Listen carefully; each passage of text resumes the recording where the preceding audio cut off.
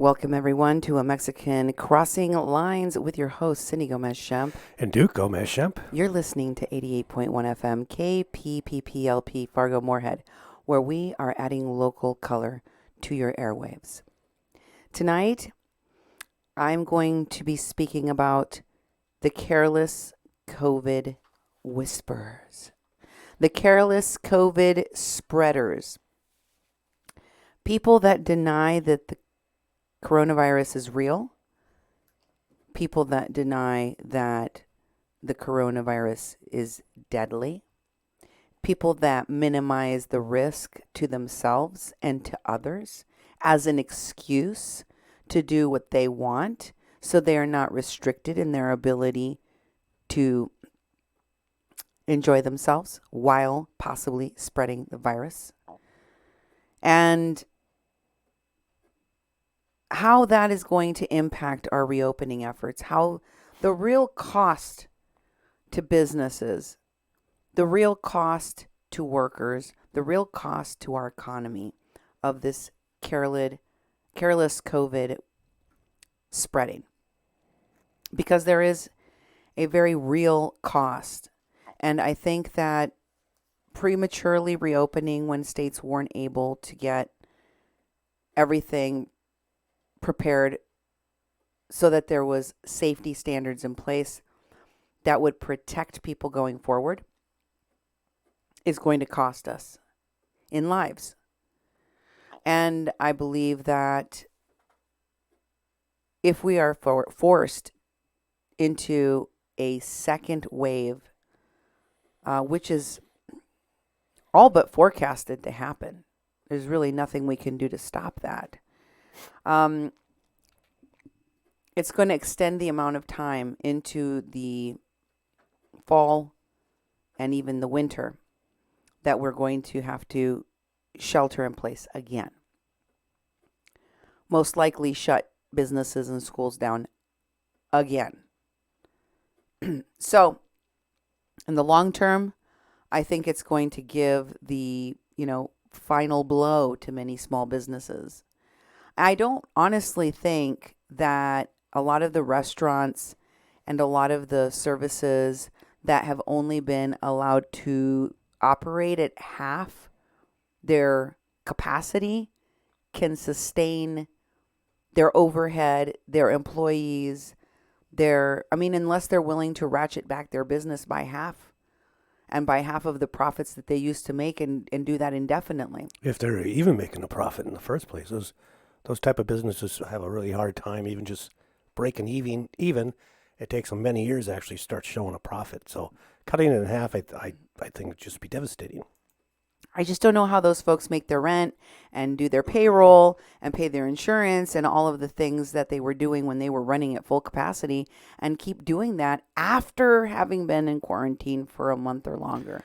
All the revenues they have already lost. And, if we'd be willing to pay twice the amount, double your prices in. To save the businesses, double your prices. If you want to go out and eat, you're going to pay twice as much than you did before the pandemic. I floated this idea to my brother, for one, because he runs a food truck. Mm-hmm.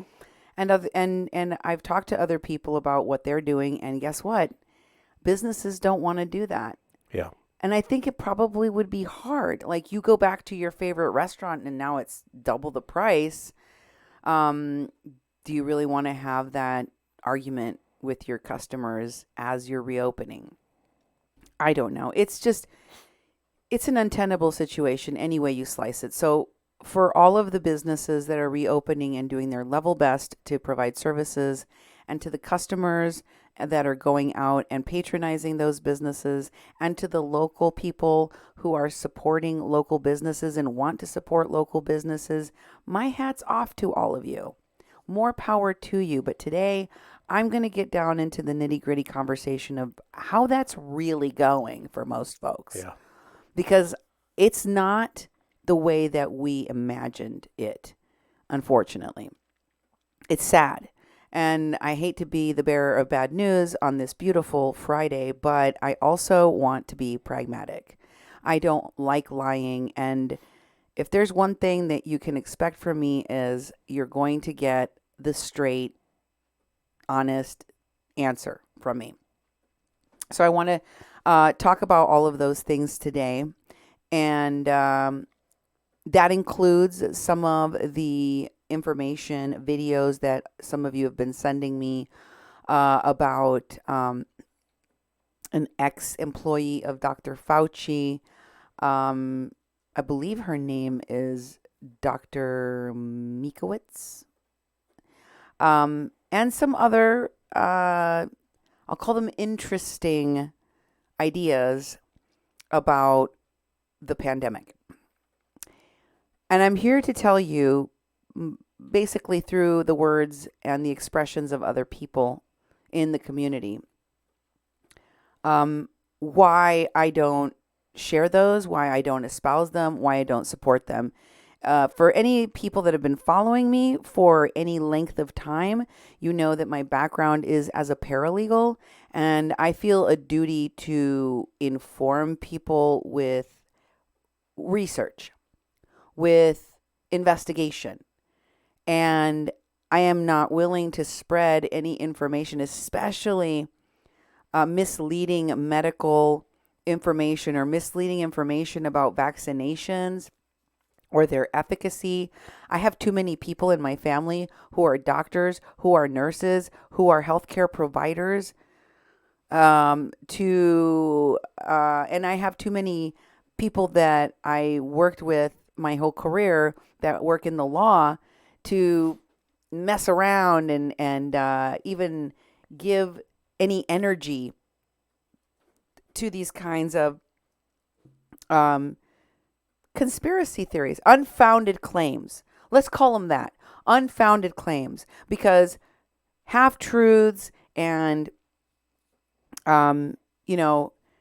these stories that you're hearing sometimes that tend to minimize the importance, the deadliness, the contagiousness of this virus, I think are a distraction that are keeping us from doing what we need to do now to survive, for one, to respond to this attack, because as I have been sharing with you, the credible information that we have is that China did not properly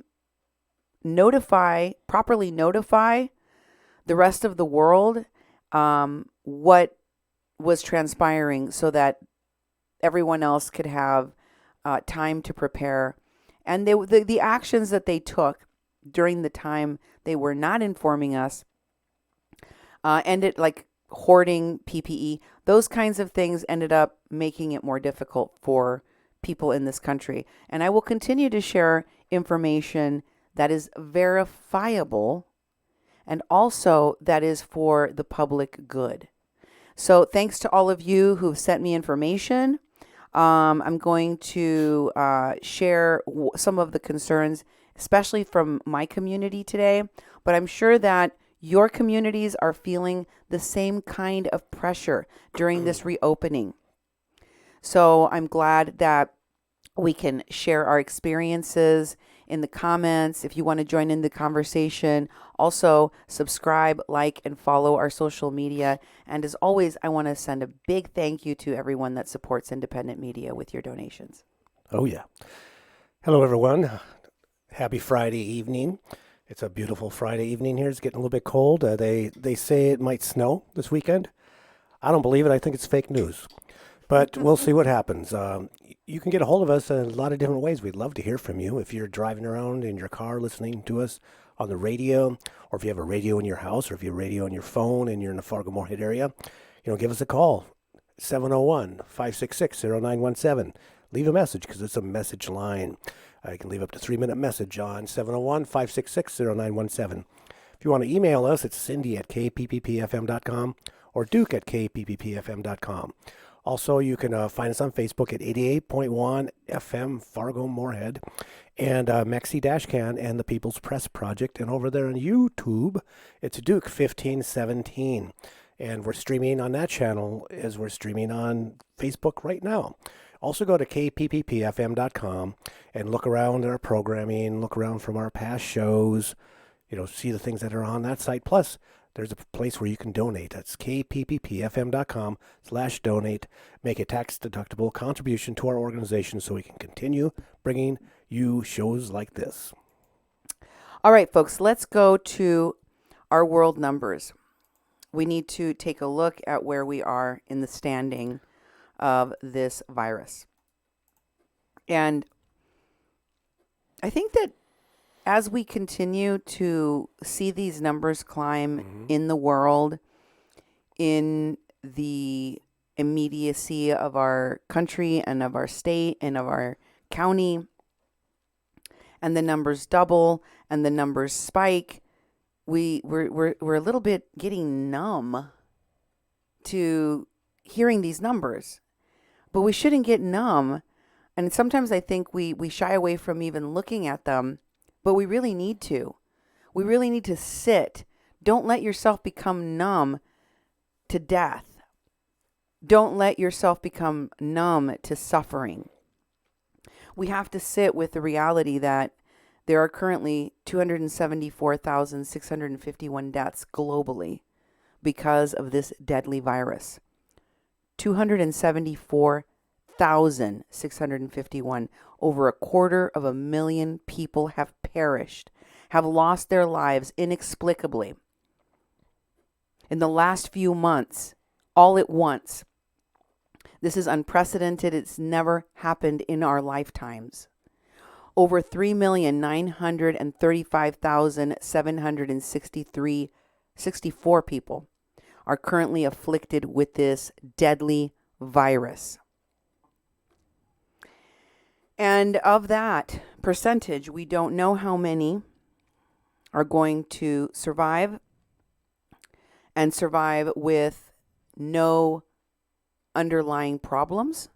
Because as we have learned and as we continue to learn, this disease, this virus presents in so many different ways. It's hard to diagnose. I mean, for one, it has so many different symptoms.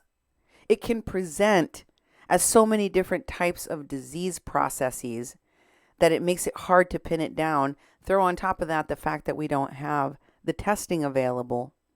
And, you have a recipe for a nightmare. Here in the U.S., we have 1,309 cases. Actually, it's up to 1,321 cases, wow. 374. 78,000 deaths, 577. 78,577. We are going to hit 80,000 cases very soon. You can see how these numbers continue to climb and double every 6 days approximately. How are we to, keep this number from exploding such that we start to get into that scary number that the president keeps talking about, where we hit over 100,000 deaths, 200,000 deaths in this country. I mean, we already account for a sizable portion of the world's percentage of cases. Your thoughts, Duke? Well, when I look at Minnesota, and I look at our county, the numbers haven't went up in the past couple of days. There's been a few more cases, but there's been no deaths. But our confirmed cases went up 786 more cases in Minnesota. And the total confirmed are 9,365. And there's 23 more deaths in Minnesota, and that 508 deaths. Those numbers keep on climbing. And we have a governor in Minnesota that is going to do the stay in home. I think that's what he call it. Basically keep us all locked down for quite a while. For a while, because those numbers are really scary. It's like it's not acceptable in a lot of ways that we have so many deaths. And you're right, we can't be numb to that. And in North Dakota, they're I don't get North Dakota because they're basically 2 people died in the past day. You know, they've had 33 total deaths in all of North Dakota, and that's a low number, but it's still 33 people that are dead. They have total positive 1,425. 54 more people came down with this virus in the past day, and most of them, 43 of them, were in Cass County, the county that we're living in. It's it's our neighborhoods. They're climbing and climbing, but North Dakota talks about this percentage, the daily positive rate of completed tests, and that number is their magic number. Their magic number is so low. Their magic number is so low; it's the lowest in the country. But the thing is that it doesn't mean squat because the cases keep on going up, and they're continuing lifting restrictions. More restrictions lifted, more restrictions, and more. Every day they come out. They come out with new press releases. I'm on their press release, and every day they're opening up something new. They're going to, get back on this and make this work this way. And they got a new test. They got a new sanitizing truck that'll sanitize N5. Really? In 95 masks. Yep. They just got it. They got award that was through FEMA. So they're going to have a truck that's going to be able to tool around and do sanitize masks, so they can be reused, which is a good thing. But to me, it doesn't sound like they're acting like they don't have any problems, but they're working on the problem. So I don't know if it's just a way to try to keep the crowds from panicking or something, that they're on one hand saying everything's fine, we're going back, but they are letting everybody out and have contact with each other. They're giving them a fake sense of comfortability and safety. I don't trust any of this stuff. I won't even visit with anyone, my neighbor across the fence, 15, 20 feet away I'll talk to. That's the closest I'll get to anybody, except the people I'm living with, of course. Sherry, I see some of the listener comments. Sherry comments, "Good evening, Cindy, Duke, and Nemo, and everyone. Wow, snow?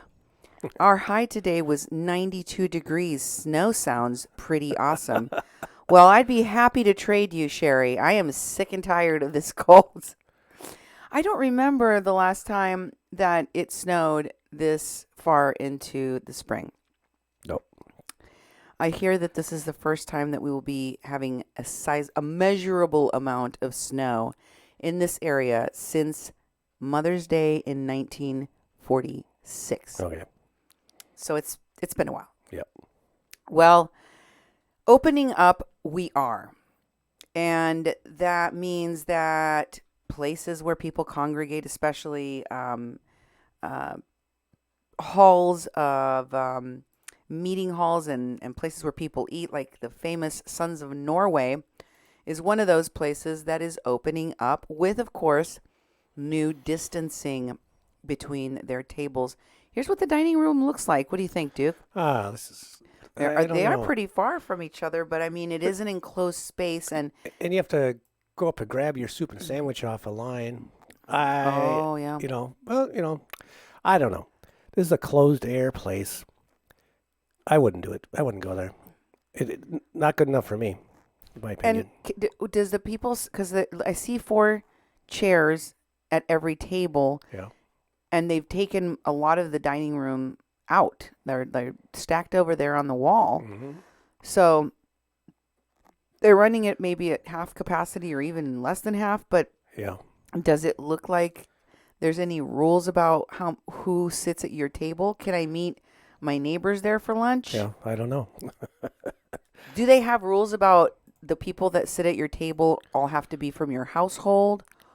No. Or can I set up a time to meet my friends for lunch and we can all just sit at the same table and then go back? Hope for the best. I don't know. I have so many questions about whether or not this is safe. Mm-hmm. And there's a real reason for that. Laura Linda comments, "I agree. It will be extremely difficult. We must prepare ourselves to see major changes in our community. It will never be back to how it was." I don't think it can be, Laura, because how do you go through this? One of the reasons, and I'm not trying to excuse anybody's callous behavior during a pandemic. I'm sure that you've had an experience where you're out and somebody just sneezes full into the air or coughs just right on you so that you feel the spray of spittle all over your face and you think, this is one of the reasons why I don't want to go out because That can happen. this can happen. And, before when that kind of thing happened, you were grossed out, you were bothered, whatever, but you weren't terrified. You weren't like, oh my God, do I have COVID now? So, things are very, very different. And there is a reason why a large percentage of the population, even the population that is totally taking this seriously and wants to be aware and is wearing their face mask, as soon as someone walks up to them that they know, they're like, hey, and they pull down the mask and they start talking to each other. Or they're like, somebody holds out their hand, before you know it, the other person's shaking it. And I mean, how do you deprogram? That's right. That's what they need to do. In fact, that's one of the reasons that they've convened a new task force, and they call it the Red River Valley Task Force. It's for the eastern part of North Dakota, mainly Fargo, Cass County, because there are so many.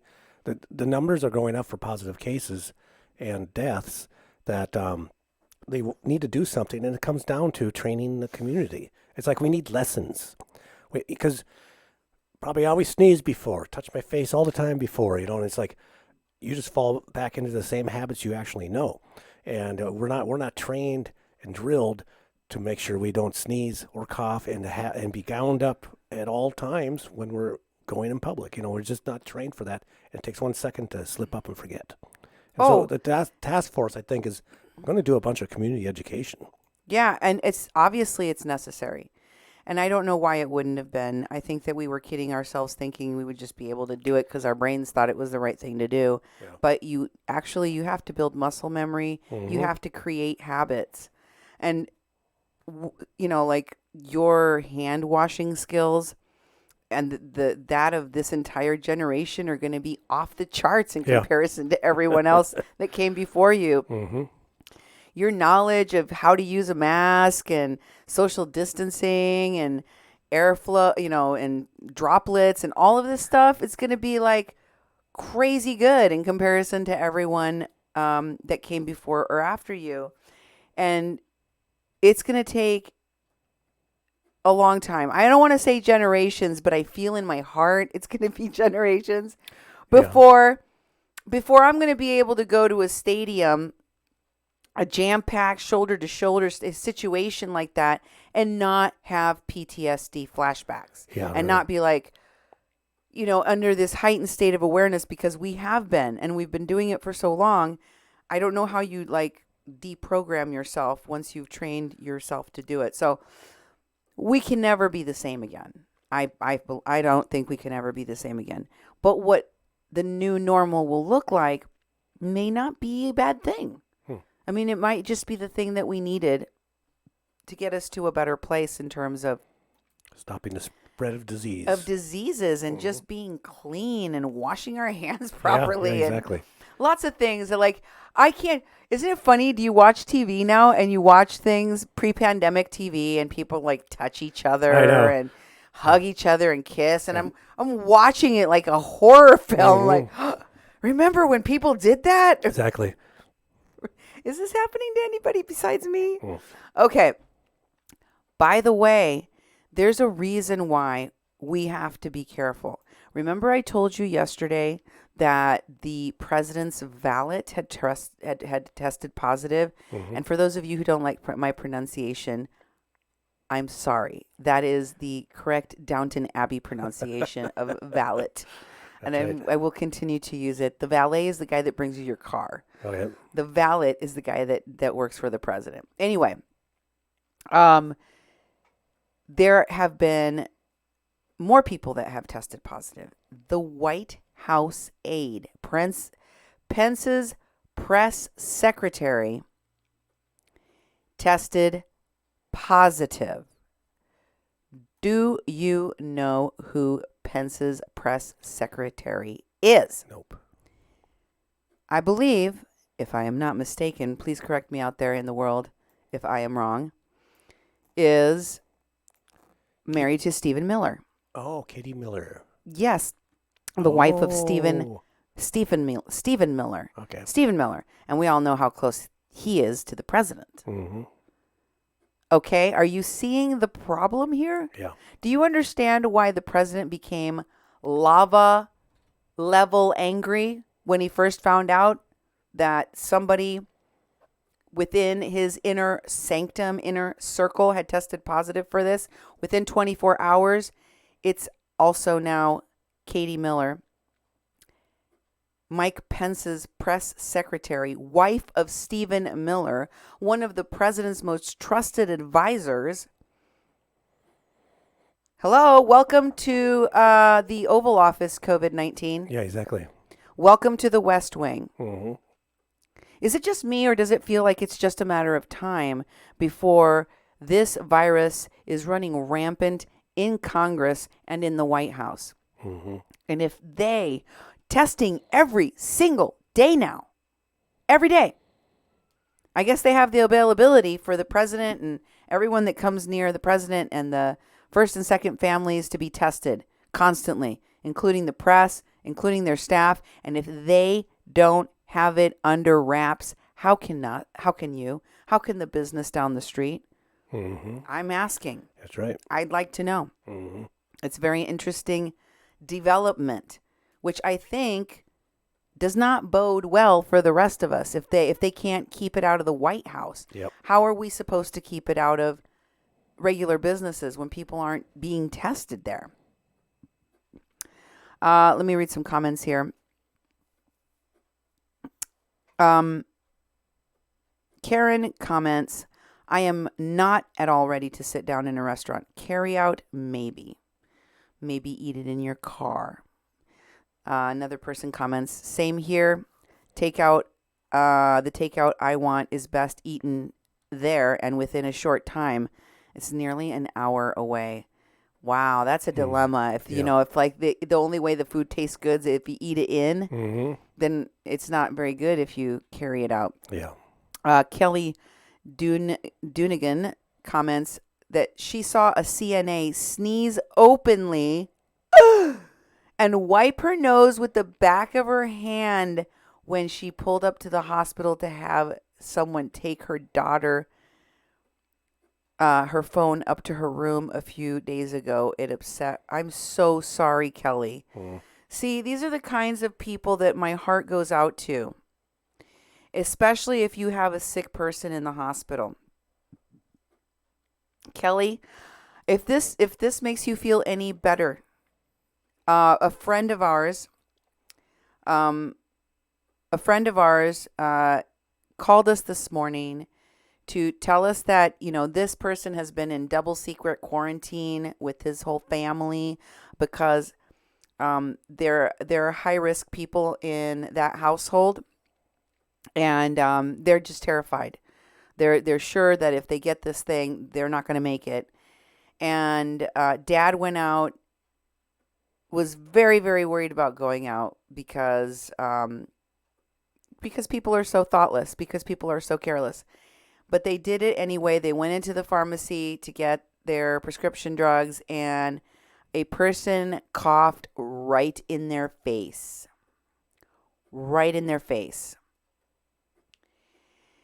And now you've got all of that on your mind as you're going back to your family. What do? Do you quarantine? Do you even go home? Yeah, really. If you know that if you give this to your spouse, they will probably die, what do you do at that point? And he said what Kelly said. Kelly says, I wanted to get out of my car and tell her off so badly. This guy told me he wanted to scream and throw a fit. But what happens when you scream and throw a fit during a pandemic about whether or not someone else is wearing a mask or not? You could get shot in the head. Mm-hmm. As we've recently learned. You could get shot in the head by someone that doesn't even believe this pandemic is real. So does it do us any good? I don't know. And here's something else to think about while you're at it. Because I've been bringing you the stories of the doctors. I think you need to continue to hear from the scientists and from the doctors.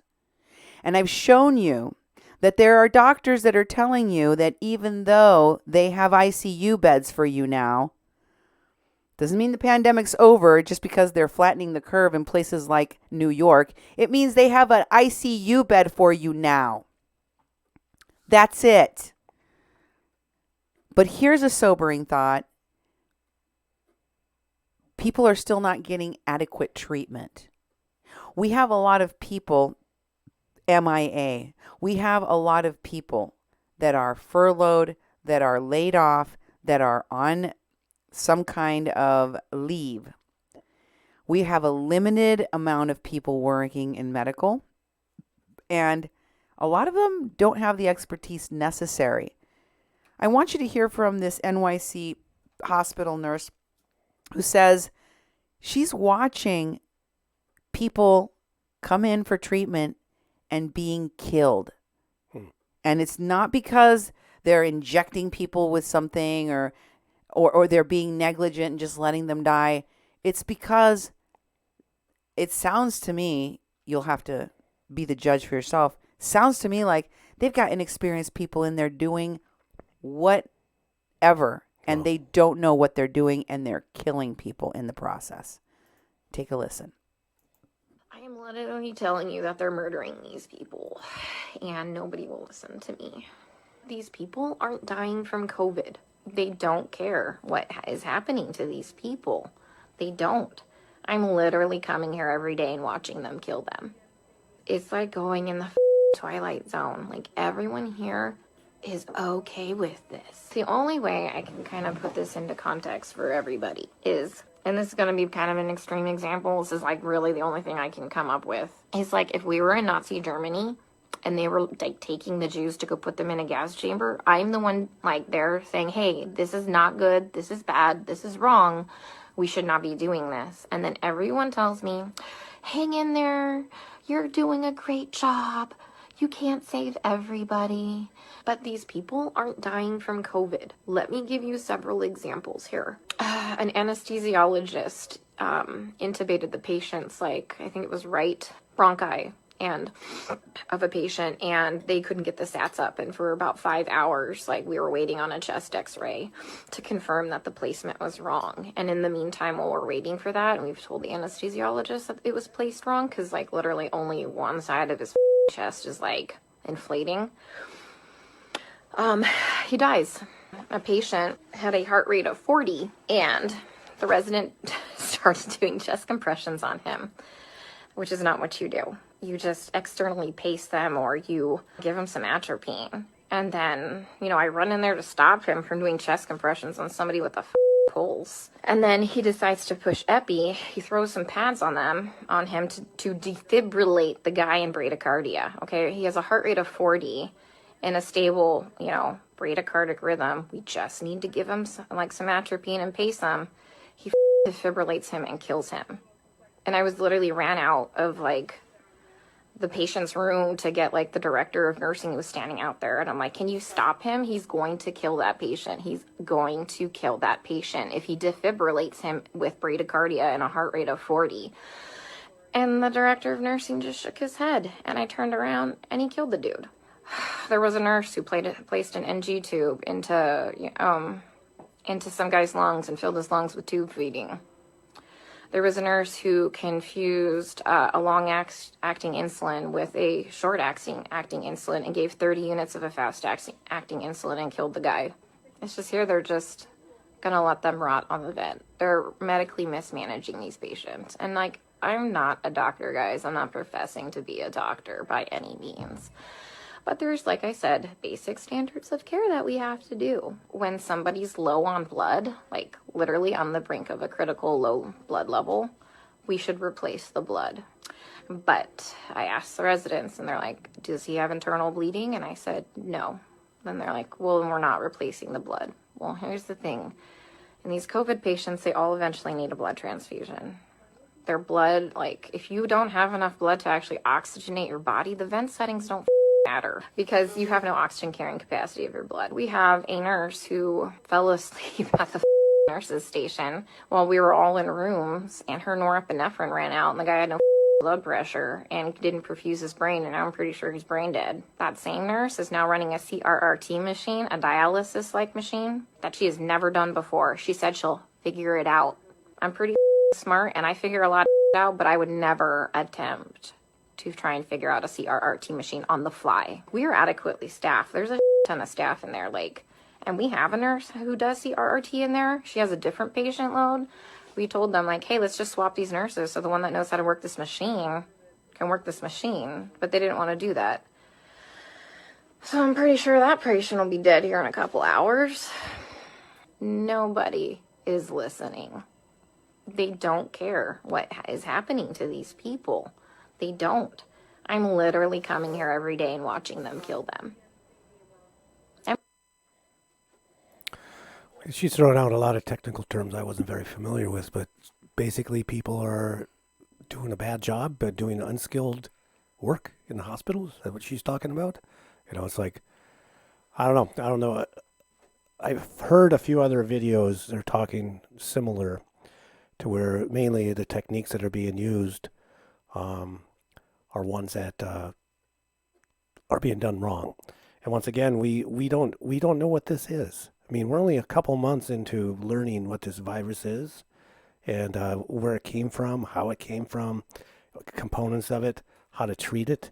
There's all sorts of things that we just don't know, and we're trying our best to figure it out. But I never thought about the medical institutions not really having the skills to deal with it, and it sounds to me like no one's been prepared to have this many patients at once. And when that happens, it's offsetting the skills. Right. And of course, I'm sure, mistakes happen all the time in every trade. But especially when you're so overwhelmed, it's just got to make things so much more difficult. And I feel so much for these nurses. This post comes from Nurse Eric. Nurse Eric has his own Facebook page. We can share the Facebook public page for Nurse Eric with everyone. It's Nurse Eric. Yeah, if you want to go check it out for yourselves. This is what he has to say. You want to read that for me? Sure. Nurse Eric, huh? I'll give zero apologies for what I'm about to say because while we're busy working to save people's lives, we're also growing really concerned about the conspiracy theories, BS, that has seemed to become bigger and bigger problem than COVID-19. We don't have time while we're working to save lives to also be on social media explaining the depth of knowledge of most of us have acquired over the years and decades, how to understand with scrutiny the science of everything that's happening right now and why the science is so important. So if you don't know how to keep a patient alive and you're posting your opinion on vaccines, population control, Bill Gates, shutdown hoax, deep state, your personal liberty to go out in public without a mask or whatever Fox News crap is about to come next, just let me say this. The healthcare professionals I know, including myself, give the same high-quality heart, soul, brains, and brawn care to the victim as a drunk driver. We will fight for your life. If you end up on support, whether you contracted the coronavirus accidentally or because your dumb ass went out to protest the lockdown without a mask. So have a little respect. And know that if you don't know what the beep you're talking about, it's okay to just shut up right now. This is not a joke. He swore a little bit in there, but this is... He did. That's Nurse Eric. There's Nurse Eric. And you can find his public page. Nurse Eric talks a lot about talking about this disease, this virus in a nonpartisan way. He works with Republican nurses, Libertarian nurses, and they're all fighting a common enemy that they want to get rid of. And for those of you who have become armchair constitutional lawyers, let me give you a wake up call. You can get arrested. You can get fined. You can be prosecuted for not running your business correctly, not wearing a mask, not following the law, the executive order, and whatever you read or heard about how the Constitution is the law of the land and there should be no laws that would abridge your rights under the Constitution to freedom of religion, freedom of speech, freedom of assembly, freedom of bearing arms, and all these things that people are out and about exercising their rights during a pandemic in violation of executive orders of their states. Here's what you need to know. There is always a reason, an exception to every rule. Sometimes there's a variety of exceptions to every rule. And just like you can't scream fire in a crowded theater, that's a limit to the freedom of speech clause in the Constitution.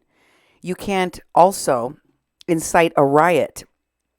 That is also an abridgment of your rights of assembly.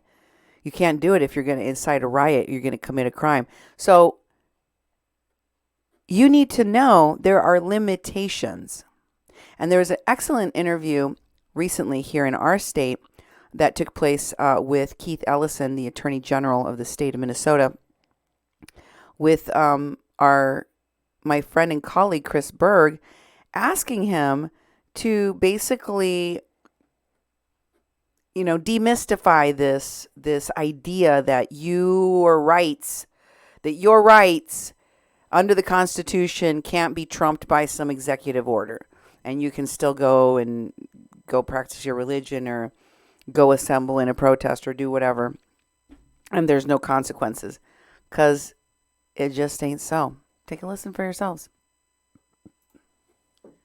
Mr. AG, I want to get your take on this. I did about a 10-minute piece on this last night. We're in the middle of Ramadan right now for you. And yes. So my question is, let's say you were a faith leader and you were going to have a big iftar tonight, for example, or I'm a pastor. I was going to have a big service, this coming Sunday, Sure, more than the 10 people. What would you do? Well, what I would do is I would counsel people that you can be close with your heart, you can be close to God without putting your physical body so close to somebody else that you might transmit the virus.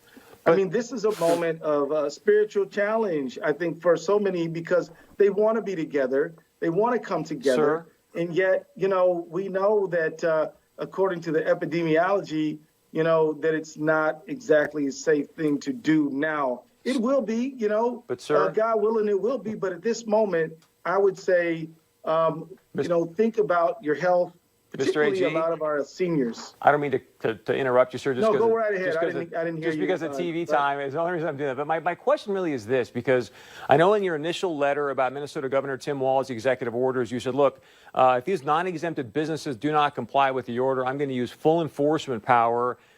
But my point to you is that in the U.S. Constitution, I think we've got the graphic, guys, it says Congress shall make no law respecting an establishment of religion or prohibiting the free exercise thereof. So if a pastor or, one of your leaders in a mosque wanted to hold an event or a service that had more than 10 people, are you going to cite them? Are you going to arrest them? Are you going to prosecute them or not? Well, the point is that every case is different, right? You've got to look at the facts of each case. You've got to look at how many deliberate, foreseeable violations took place. You've got to look at a whole lot of things. I'll tell you that the Minnesota Attorney General's office does not have direct jurisdiction over criminal prosecution except for in Medicaid fraud. Every other case we have to be invited in by the county or by the governor. So the direct answer to your question is, I won't be the one criminally prosecuting people in all likelihood, but we don't want to threaten people with the law. We want people to do the right thing because it's right. Right. And if anybody can understand that, it's a pastor doing the right thing because it's the right thing, not because what the government might do to you. And I agree. My ultimate point, though, sir, just from a legal standpoint, since you're an attorney in the AG, is the fact that Sure, I am. Yeah, you can have these statewide executive orders, but even Bill Barr, I'm sure you read his memo from last Monday, the 27th, said, hey, the Constitution's not suspended in times of crisis. So just to be clear, the state executive order is not going to trump the U.S. Constitution, correct? What I'll tell you about the Constitution is that for every constitutional amendment, it has had to be One had enabling legislation to put some real definition on what those broad principles really mean. And it's also true that, you can't shout fire in a crowded theater, even though you have a First Amendment right to freedom of speech. You have a right to freedom of speech, but you can't say things that are going to cause imminent danger to other people. And so, if you look at, the way the First Amendment has been construed by many courts over the decades, what you'll see is that, yes, you have a right to freedom of faith, and this is a critical American value, but those same things need to be factored in with regard to health, safety, and other factors like that. It's not just a broad prohibition that can never be in any way altered or adjusted based on circumstances. It's a living document, and it is a principle, but it is also subject to pragmatic considerations. As I said, you can't shout fire in a theater, even though you have a First Amendment right to shout under ordinary circumstances. And that's fair. I guess what I'm hearing you say is, hey, Chris, if they did it and they did the social distancing within the CDC guidelines, sort of like these meatpacking plants, you guys wouldn't necessarily back it, but you're not going to go out there and really do anything either. So anything else you want to add there, sir? Thanks for doing the show. Please, I appreciate you highlighting this issue of market concentration. It's a serious issue for people all over this country, and we've got to start taking antitrust much more seriously. Yeah, we'd love to have you back. I know you guys are doing some interesting things with, you can't. They were talking about antitrust.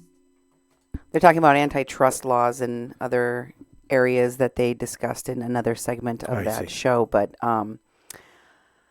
folks, you really need to learn what it is that you are talking about. And let me just share with you that, and I'm taking this from a blog called Lawfare. You can prosecute people for purposeful coronavirus exposure as terrorism. This from a March 31st, 2020 article on the topic. On March 24th, Deputy Attorney General Jeffrey Rosen sent the U.S. Attorney and federal law enforcement agencies a memo informing the Department of Justice officials that they should consider prosecuting certain purposeful exposure or infection of others with COVID-19 under federal terrorism-related statutes. The memo followed warnings from the FBI that white supremacist groups were encouraging members who became sick to spread the virus to Jewish people, minorities, and police officers, suggesting that members could use spray bottles, leave bodily fluids on door handles, or even spit on elevator buttons. Meanwhile, local news continues to report on cases in which individuals purposefully have coughed on or touched other people and or products in stores or other venues across the country. We've been highlighting those here on our show. Because of the infectious nature of the coronavirus, a single individual could easily transmit the virus to several people, causing the number of infected individuals to increase exponentially. Requests for people to socially distance and follow hygienic standards can curtail the spread among well-intentioned individuals, but both the United States and other governments around the globe are looking to criminal law to punish ill-intentioned individuals who seek to spread the virus to others and violate social distance guidelines. As concerns about the coronavirus increases, prosecutors may seek to charge such individuals with simple assault, as a Maryland prosecutor already has, breach of peace, as another Connecticut prosecutor already has, or even attempted murder, as prosecutors in South Africa already have. So, folks should know that the states can also prosecute you, and the bar is higher for the federal government because they have to prove one element of interstate commerce involved, and states don't. And a lot of states are already prosecuting and have in the past prosecuted people for terroristic threats for spreading contagious diseases like HIV, which I talked about in previous shows, if you recall. I will share this lawfare link with all of you. This link, and I'll put it here in the comments and in the document for Nemo to share with everyone, so that you guys can go and check it out for yourselves. And I know there's a lot of legal jargon in there that will make it a little bit more difficult for the layperson to understand. But the reality is, if you're going to talk about constitutional rights and how, the governor's orders are illegal or the police enforcing things is illegal and that you should have the right to yell at them without a mask on your face right into law enforcement's faces, you got another thing coming. Mm-hmm. And that thing may be federal prosecution in jail. That thing may be state prosecution in jail. And before you go around making those types of assertions in public, on social media, what have you, maybe you should learn a little bit more about what federal and state laws are currently being looked at and used to prosecute COVIDiots that purposely spread this virus to other people. And by the way, you might not realize this, but in many of the cases that were or already have been prosecuted, having the capability of carrying out your threats. Say you cough on someone's face and tell them, I just gave you the coronavirus. Or you lick somebody and you tell them, I have the coronavirus. And you really don't have the coronavirus. So you never really could have killed them with the coronavirus because you never had it. That doesn't matter. You can still be prosecuted as a terroristic threat. Mm-hmm. You can say the fact that you didn't actually... It's like me going into a bank with an empty gun. Or a toy gun. Or a toy gun and holding it up to someone's head and saying, give me all the money in the bank. Even if I never had the ability to kill anybody in that bank, I can still go to jail forever. Mm-hmm. Or for a very long time. Because that doesn't matter. It doesn't matter whether or not you could carry out the crime. It matters that you tried. That's what matters. So, for those of you out there, or for those of you who didn't really think that during a pandemic where you were warned by health experts, the CDC, the president, and his task force, that there is a deadly virus going around that is very highly contagious and, by the way, deadly. And you ignored that, and you went out and you yelled in people's faces, you congregated in large groups of people, you refused to wear a mask, you touched people that you shouldn't be touching, especially those who are vulnerable, and somebody got sick and died as a result of that, you could be held criminally responsible for their death. Just something to think about. And let me share with you how the virus is being viewed by the military. Coronavirus survivors, meaning those who've caught it and recovered under the CDC guidelines, are now being permanently disqualified from joining the U.S. military, according to a recruitment memo. So this is from people that are getting new recruits, basically. During the medical history interview or examination, a history of COVID-19 confirmed by either a lab test or a clinician's diagnosis is permanently disqualifying. Take a look at the details of this memo. I want to just show it to you so you can see it for yourself. And this is not the entire screen capture, but it is a majority of the main points. If you take a look there, it says that during the pre-screening process, and number 3, a reported history of confirmed COVID-19 will be annotated as considered disqualifying, CD, and documented in section 7 of the DD Form 2807-2. The DODI 6030.03 Section 530A will be cited with the AP-approved ICD-10 code Z229.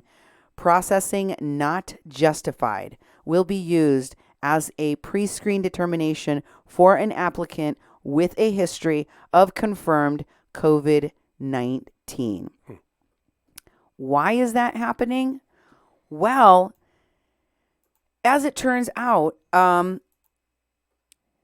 the applicant, by the way, can be marked as that has been marked as permanently disqualifying. And while applicants can request a waiver, the memo doesn't offer any further guidance for possible COVID-19 exceptions, meaning that a review authority would have no justification to grant a waiver. This ban applies uniquely to coronavirus survivors while allowing applicants with histories of other viral, non-chronic illnesses to enter the military. If you've had, Zika, or if you... The flu. Or the flu. But Zika, I mean, if you've had something like that, you can still apply and enter the military. But if you have COVID and you've recovered and you're a new recruit, They ain't going to take you. they're not going to take you. And here's why, America. Listen to the why. Because they're before, there before God goes you. And these folks who are being told they don't qualify for military service anymore is because they don't know enough about the long-term effects of this virus. The ban may also, it says, the ban may also result from limited research on COVID-19, as there's still much that's unknown about the virus. Exactly. The permanence and assessment of its damage on the lungs and the body, whether the virus can reemerge in those who have seemingly recovered from it, and whether prior infection makes a person more immune or susceptible to catching it again. So if that's true for this virus for all of our military, what do you think it means for you? Yeah. You think that there aren't going to be any long-term effects? I don't know. But guess what we just found out? It's in the sperm of people that have had the virus. In male people that have had this virus, that are born biologically male, this is showing up in the sperm. And the question remains whether it could be spread like a sexually transmitted disease. Wow. There is not enough information. If it could be proved that SARS-CoV-2 can be sexually transmitted, which is possible, it's in the sperm,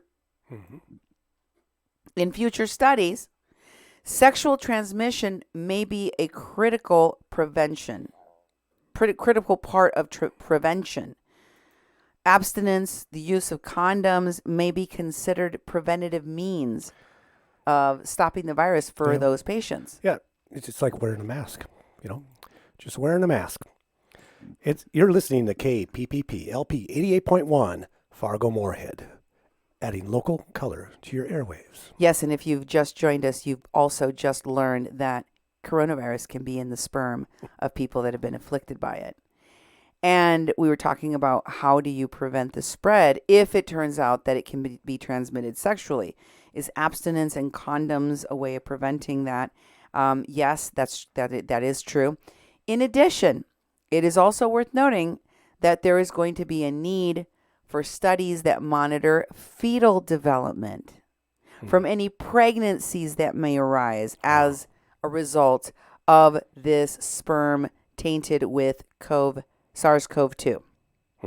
Therefore, to avoid contact with the patient's saliva and blood, it may not be enough, since the survival of SARS-CoV-2 in a recovering patient's semen maintains the likelihood to infect others. So, what have we learned? We need to do better. And let me just share with you that we're going to go to the next stay at home. Here we go. This was posted by someone whose name I kept off of here, but we know this person personally. I discussed this with you earlier in the day. Oh, yeah. And told you that somebody that you've known since their childhood is likely contracted coronavirus. Somebody we just talked about recently because we were watching as they posted about how seriously scared they were of contracting this disease. Yep. And this is what she has to say. My roommate and his buddies have been hanging and partying this whole time under the guise of their bike shop being essential. I warned them time and time again that it was a bad idea, and I was very suspicious that possibly the bike shop BS was little more than a ploy to continue to drink and hang out with their buddies. On top of that, my roommate was exposed at his work and continued this behavior at a May Day party that ended up on video and is in my hands now. I've been informed he just tested positive. Now, surprisingly, I'm sick. I may even consider not flipping out if I had any sense that this person was sorry, but it is apparent they are not. I hope everyone at that May Day party is informed. I hope no one gets sick, and I hope no one dies, including myself. Stay the F home, and if the other people in your life aren't, tell them to get the F away from you. Don't accept stupid. It never has been worth it. What do you think, Duke? Well, I think that person's totally right. And it speaks of what's going on with people in this community that are just going out without masks, not taking precautions. They are not only risking their life, they're potentially spreading this to other people who don't want it spread to them. And it's just an example. It's out of your control because you can't control your roommate. And if you have a person in your house that always wants to leave, I've heard of parents and their adult children going through similar things. So it's like, it makes me angry. And I think her attitude is really good about it because I'd be a lot more threatening than that. But, it also sounds to me like she feels like she should have thrown him out. She should have told him to get the F away from her. If she had known that she was going to end up contracting a virus that could kill her. And now she's thinking about it because she's pretty sure she has it. Yeah. In later comments in that same post, she said she was going to be tested today, but she already knows the results because he's tested positive and other people in his group have also tested positive. So once it's too late, once you already have the virus, once you're struggling with that question of whether or not you're going to survive, especially if you have risk factors, it's too late by then. Yeah. It's too late. There isn't really anything you can do, but I'm sure that people like her wished they had done more. Wish they had done more to protect themselves. But by the time that you take that little risk, it's too late. Here's a post by Nancy Hansen. She's a local person here in our community. And I found that her post was very sad. As stores and businesses are shuttered in our community, I want to support local businesses, Duke. Oh, yeah. I really do. I feel like we need to do that and come together more than ever to support our local businesses. But how do you do that when the customers of these businesses don't give a hoot about anybody but themselves? That's what Nancy Hansen is saying, and she posted this publicly on social media because she wanted the retailers to hear this message, and I hope they do. She said, I went to our doctor's office for lab tests this morning. All the mostly elderly patients waiting were wearing masks and spacing until a young couple came in, proudly showing their chins and smirking when they caught the other's eyes. I hope they were due for rectal exams and that they hurt like the dickens. I also hope that retailers like Moorhead Menards realize that when they ignore enforcing their own policies that customers should wear masks and leave their kids at home, they are losing sales. We placed a rather large order with Amazon yesterday after fleeing the crowded, thoughtless horde at their store. We believe deeply in buying local, but when our local retailers fail to return the favor by keeping our safety in mind, we'll shop online every single time. Me too, Nancy. Yep, exactly. How do you feel about that? I mean, I want to support local businesses, but I'm not seeing the local businesses being able to enforce these rules. And I don't even know if it's their fault. Well, actually, too, is I've been actually going to Target in Moorhead doing online, and they ship it from the store in Moorhead. So there's some stores that are actually doing shipping, and that's and I'm doing Amazon too. But I'm not going to any stores. I'm not going and getting anything from anyone unless they bring it to your door. The pharmacy does, grocery store does, Target does. However, there's things I just can't get, and I have to go to Amazon. Yeah, you have to. So, I want folks to think about how they're impacting the people around them. We can't widely enforce the regular laws during a pandemic. Jennifer Pacheco Jimenez asks, if masks work so well, why not make them mandatory and open everything back up? Well, Jennifer, there's a variety of reasons. The number of reasons are too many to list during this show. Yep. I'll start by just saying that not everyone has access to a mask, and the quality of the masks that are available to people vary from place to place, especially the ones that are really highly effective, like the N95 masks.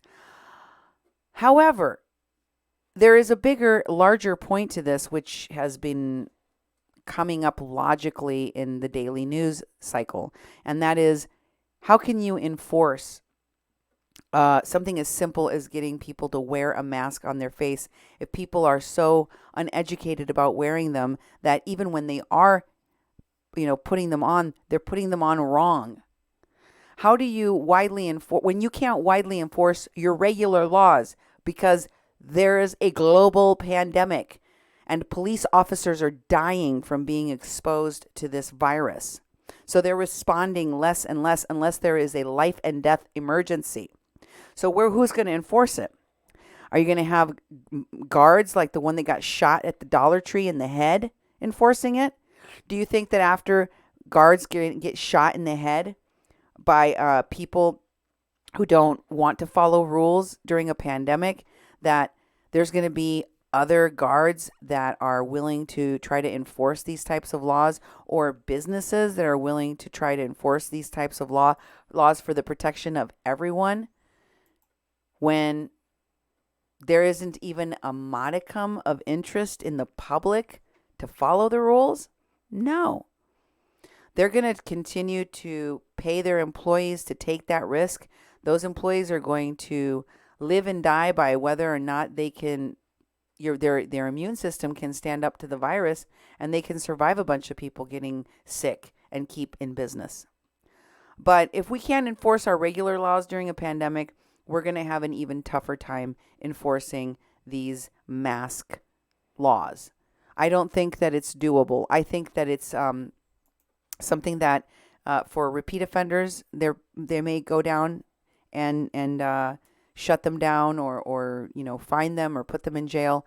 But for the most part, nobody's going to do anything to anybody that's not wearing a mask except cringe look at them in disgust and wonder what's wrong with them that they refuse to care about anyone else but themselves, because there's other people in the world around them.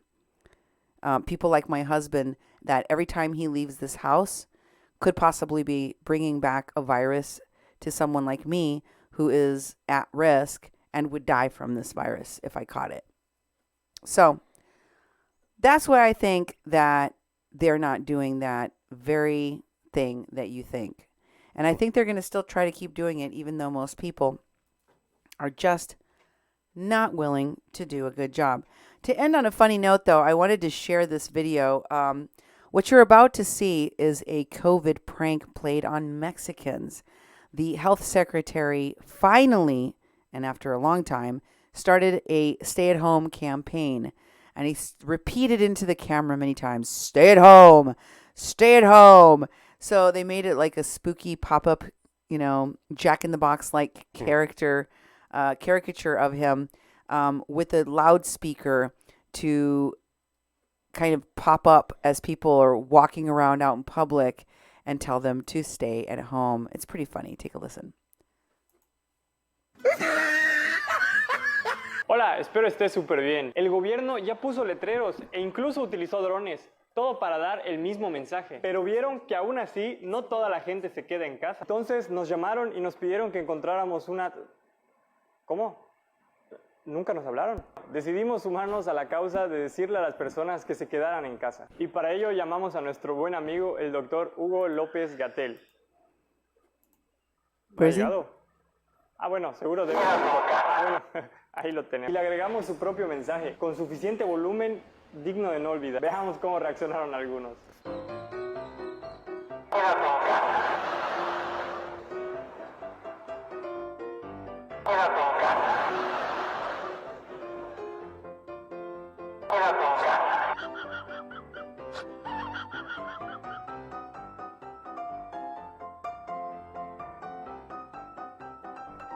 Cat's gonna get scared.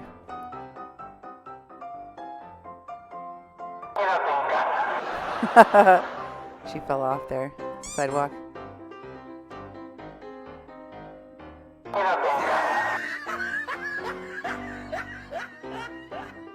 He wasn't happy. That scared her.